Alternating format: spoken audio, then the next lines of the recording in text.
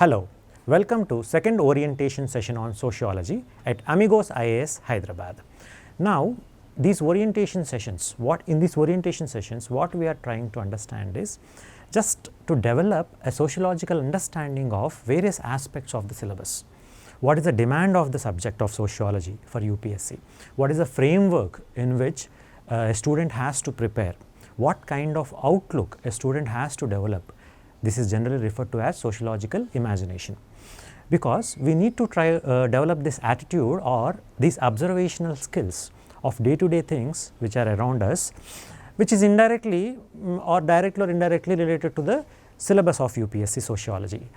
Now, we will try to take these different topics as these orientation sessions continue. Each topic in each orientation sessions, we will try to look at various examples sociologically. So, today's topic in the second orientation session is power, about power. So, when we are talking about power, what is power? See, political scientists have their own understanding of power, whereas sociologists will try to understand power in a different perspective, or rather we can say in a very holistic perspective. When a common or a 10th class student is asked about power, he imagines various commonsensical things. Power to hit his sibling, able to dominate family members or peers, friends. So, power has its own understanding at different levels. So, when we are talking about power and politics and all these things, we are not just concerned about ability to dominate others, ability to influence others. There are various aspects of it. Sociology will try to understand these various dimensions. Rather than only about politics, it tries to understand different ways in which different social groups, in which powers, human behavior, social groups behavior, or how all these groups are interacting in the context of power relations. So, when we are talking about not just ability, we are not just talking about physical power. Okay. So, this influence in our day-to-day society, in different societies also, whether it is Indian society or a Western developer society, there are different groups who are influencing various sections of society in different ways. So, we will try to understand all these ways, if not all these ways, maximum number of possibilities of these interactions we will try to understand in our subject. So, when we are talking about power, generally we talk about when politics and power, when we discuss these terms, these are the symbols. If you take our Indian context, new parliament building, legislatures, elected representatives of the whole nation, they are there. They are trying to make laws for us. Whatever laws they have made, the country has to obey. The law-making authority, I am not going into deep into executive, judiciary, legislature, these kind of differentiations. How power is distributed between executive, legislature, judiciary, how different organs of government, how they interact with each other, that is political science. Political scientists, they will do about it. We are not going into our sociological subject, sociology as a subject will not only dwell into this aspect. It tries to understand the impact of these power structures on the society, on different groups, on common people. So, when these organs, when these symbols of authority, whether it can be parliament in the context of India, or look at this, White House, USA, considered as one of the most powerful president, not only for USA as a country, but whole world, influencing. USA has a lot of influence over vast countries of the world. So, when these symbols of authority, when they are dictating terms, what is the impact of the policies determined by the symbols of authority on various sections of society? Like that, we will try to develop the subject. Not only this, not only these symbols, we have various symbols of power. Impact of this, how they govern, what are the expectations of the people? Are these symbols of power meeting the expectations of the people? Because democratic countries are dominating in the world now. Various ideologies have changed. So, there is a kind of, is the power continually transferring from same small group of people or is it that many people from various sections of society, they were able to access power? Is democracy the real democracy? This kind of discussion we are able to dwell into. There are various concepts like power elite, which talks about only few sections of society try to capture these power symbols and try to influence people. There are various theories with respect to this power, which we will see in our main course. Anyway, when we are trying to look at various symbols of authority, these are just small examples, not only those traditional symbols of power, we will try to understand influences, varieties of influences. Whatever the government action takes place, whatever prominent power elite they take place, how that is going to influence different sections of society, that we will try to understand holistically. Now, if you just see, when we are talking about influence of government policies, this picture talks about, this is Singapore, not now, long back, long in the sense not in ancient medieval times, just 50 years back. This photograph is of Singapore around 50 years back. Now, this is the new Singapore, present day Singapore. This has happened, of course, the citizens of Singapore contributed towards development of Singapore, no doubt about it.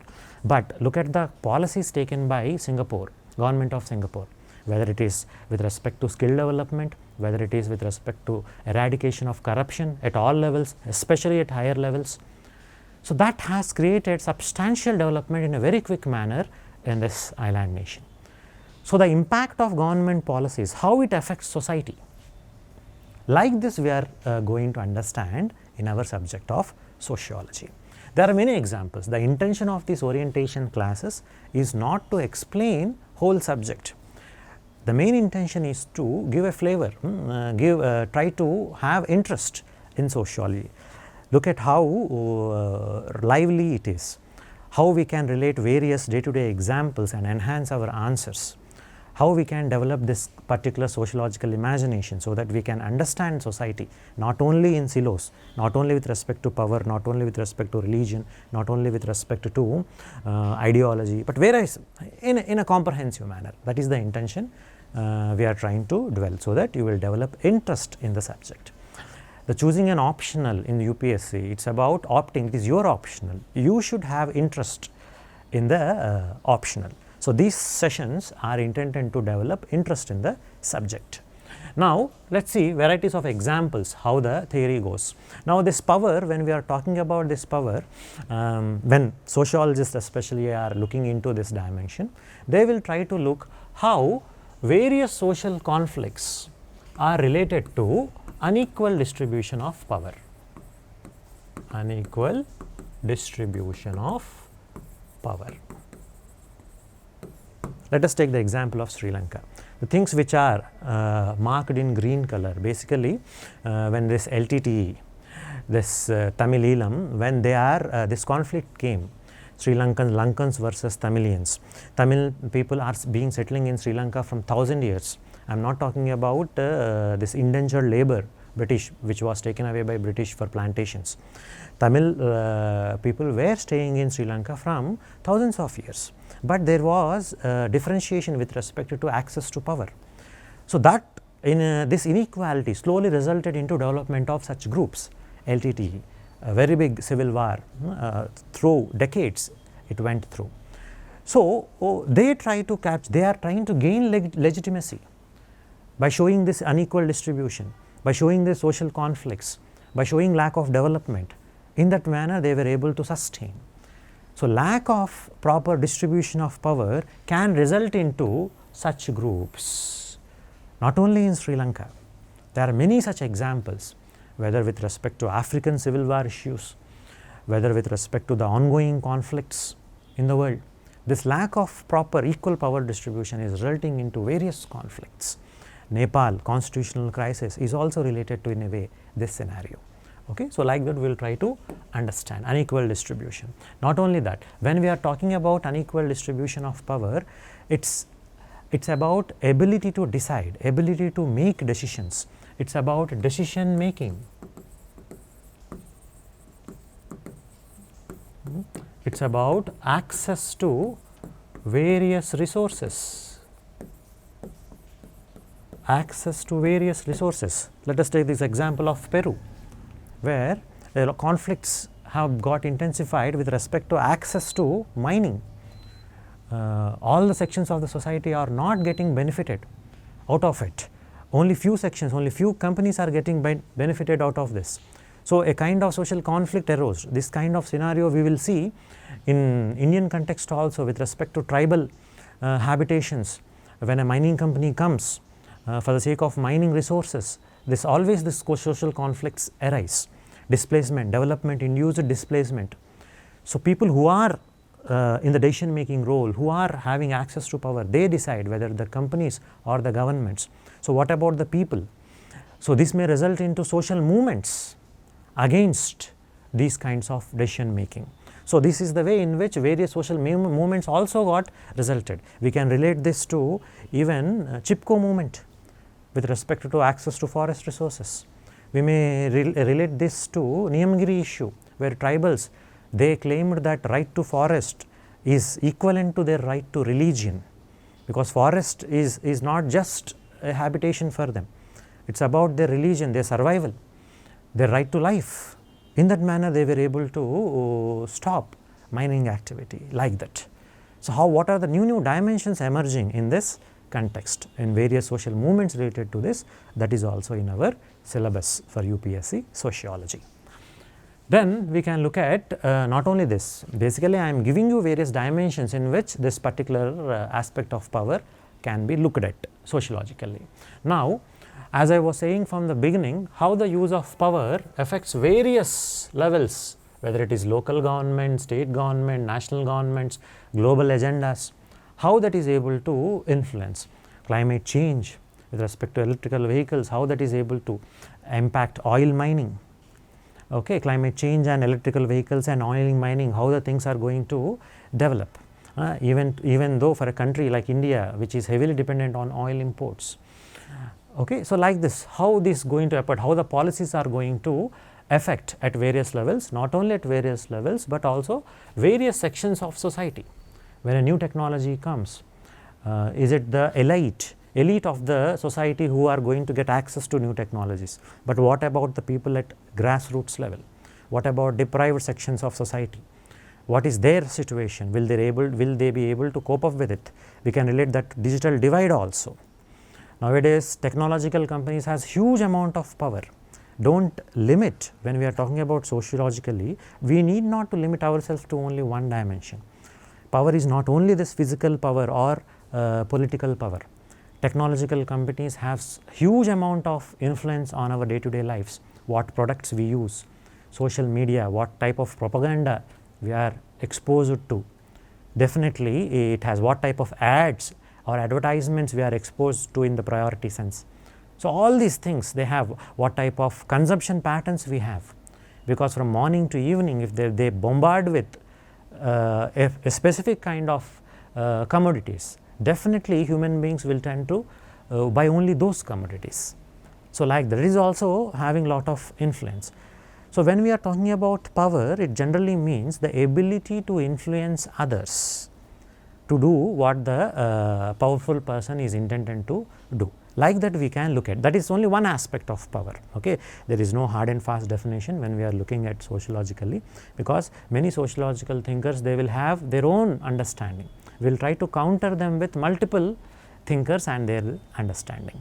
Okay, so that is what we are trying to understand here. So, these all statements you might have read in essay statements or philosopher statements with respect to understanding of power.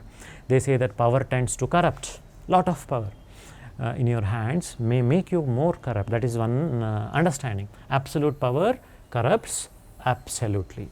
This statement has been given as an essay also. So, sociological understanding will help us to write better essays also in UPSC. The measure of a man is what he does with power. What is the real character of a person, that can be known when he be seated in the positions of power, like that. So, this is anyway one way of understanding power with respect to various thinkers. Max Weber, one of the prominent sociological thinker, he defines power as power is the ability to exercise one's will over others. How one is able to exercise his will over others. So, this kind of understanding, it is kind of, we can call it a zero sum game. If one has power, other loses power. If one gains power, other loses power, because person who gains power, he will be influencing the other. So, it is it's a kind of if one gains, other loses. So, this kind of understanding, this is only one way. I am not saying that this is the only way. One way of understanding power is given by Max Weber. There are multiple dimensions of understanding power. We do not limit to just one thinker. The understanding of Weber will be countered by another thinker. His understanding will be countered by another thinker. Like that, the subject evolves. Okay. So, this is just a way in which we have to see. See, if you look at the way in which Hitler, I am not praising Hitler here. See, we are not looking at what is good or what is bad. That is not the intention here. The way in which Hitler commanded Germans, he made them to do, Jews, what type of atrocities were committed on them. Ordinary people, their neighbors once upon a time, they committed severe atrocities. You might have heard about Holocaust, gas chambers. You can't imagine human beings were able to do to other human beings. Forget about religion, but this is the way that has really happened during World War II. So, he was able to make people to do such things. It can be ideology, it can be the influence. So, this is an example of how powerful he is, not the physical strength we are talking about. He is a short fellow. Hitler is not a tall one, he is a short fellow. But see how he commanded, how much army he was able to influence, literally World War II. So, this way is how the ability to influence others. So, that dimension is power. What are the ways in which it happens? That is our understanding. Okay. So, there is such various examples we will try to understand these things. See another example, if you try to see. Power is not just limited to just citizens. It is not just limited to one's own citizens. Around more than 400, more than 450 plus actually. Interventions have been done by United States of America in various other parts of the world. Military interventions was being done in the last decades. How it is able, whether you take about Iraq, whether you talk about Afghanistan, whether you talk about the present conflict which is ongoing, Russia and Ukraine, where the role of USA in this context. So, all these things, the influence of a country need not be only limited to its citizens, it affects us.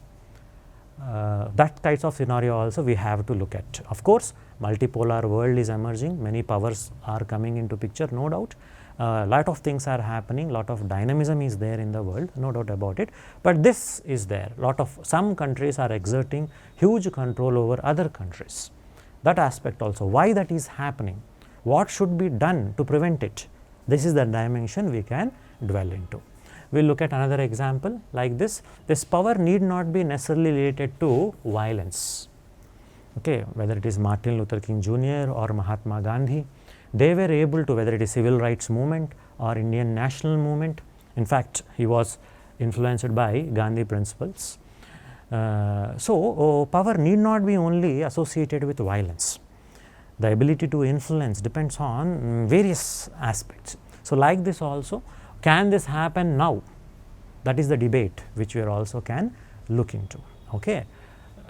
Then comes with respect to, not only we are talking about, when we are talking about power, it is not just related to governments or few influential people, it is not only related to that, it is related to people's power, citizens, how they can exert influence on the governments.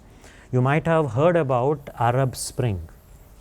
Okay, in 2011, there was a big series of events. If you try to read on Arab Spring, so many dictatorial countries who were not, these countries were not democratic.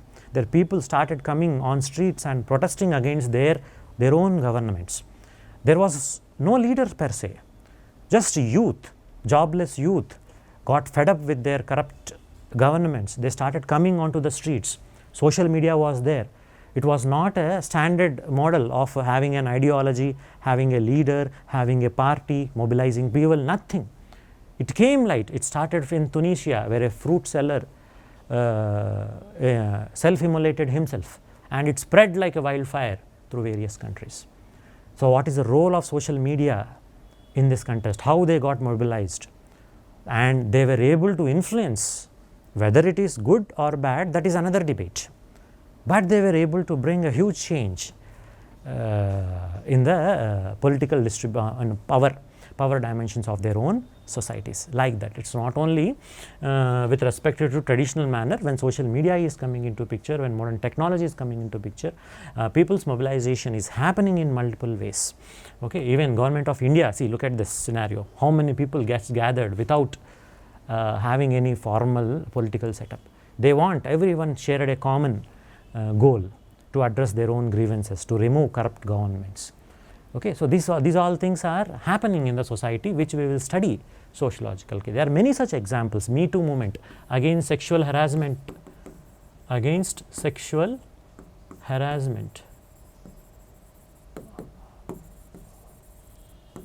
of women.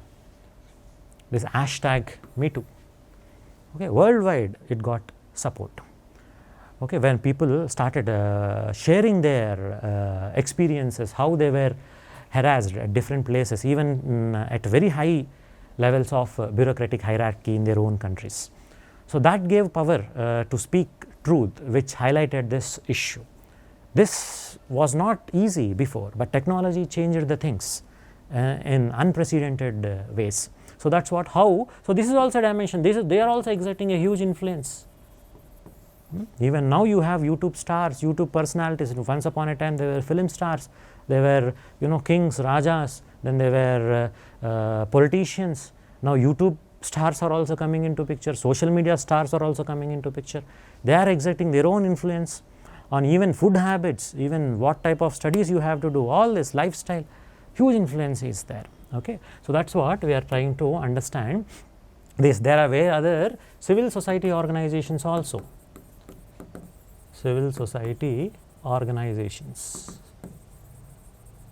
whether it is international level, whether it is Greenpeace or various organizations protesting against globalization or impact of excessive commercialization, all these things are there to protect environment, to safeguard the interest of developing world, to safeguard the interest of poorer countries against the market mechanisms of rich countries. Like that, various mobilizations are happening against WTO, against various policies, against intellectual property based strict regulations, all these things. Okay. So, this kind of mobilizations are happening.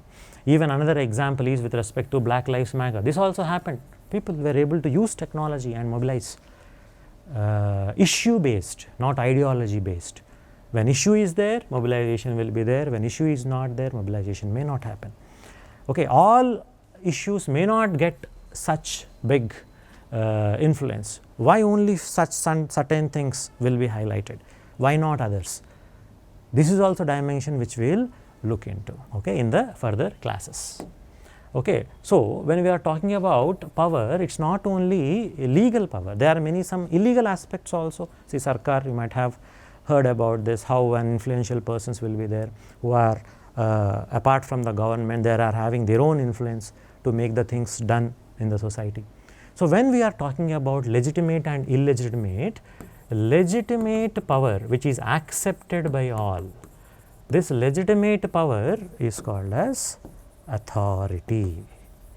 The difference between power and authority. The Sarkar, the person who is there in this depicted in this movie, he may not be legitimate always.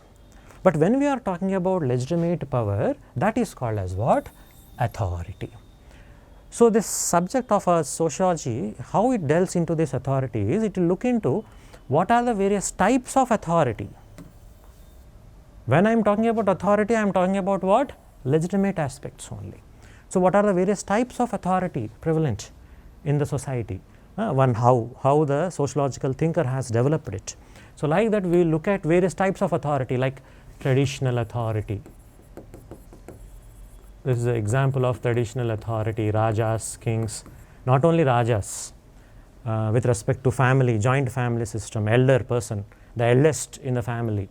He is regarded, he will decide everything for the family. In a tribal group, the head of the clan will decide everything. He is not elected, it comes through tradition.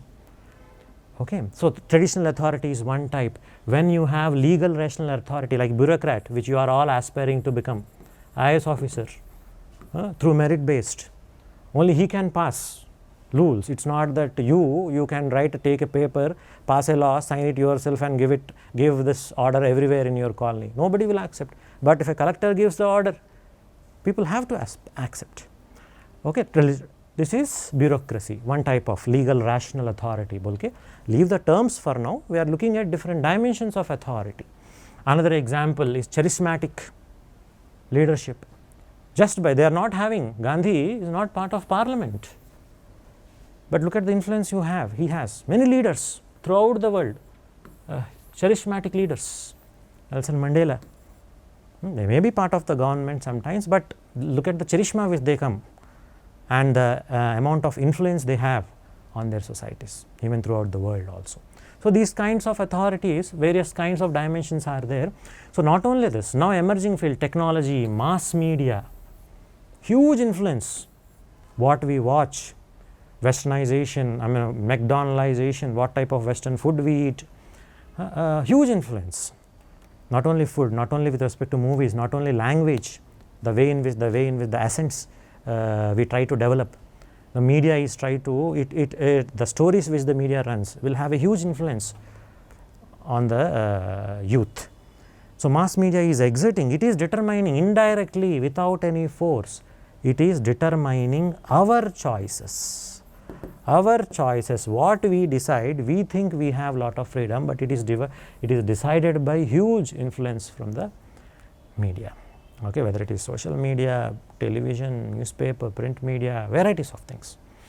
Okay. So, like that, what we will study these aspects also. Okay.